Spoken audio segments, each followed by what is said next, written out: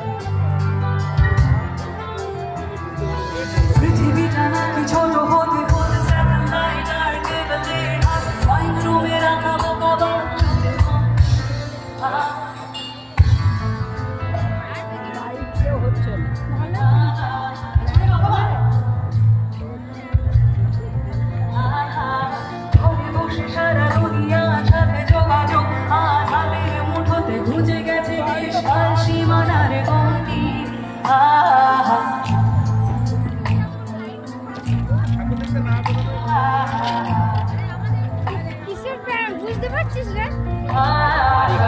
হ্যাঁ, গাড়ি সব গাড়ি মিলে না, ট্রেন ট্রেন।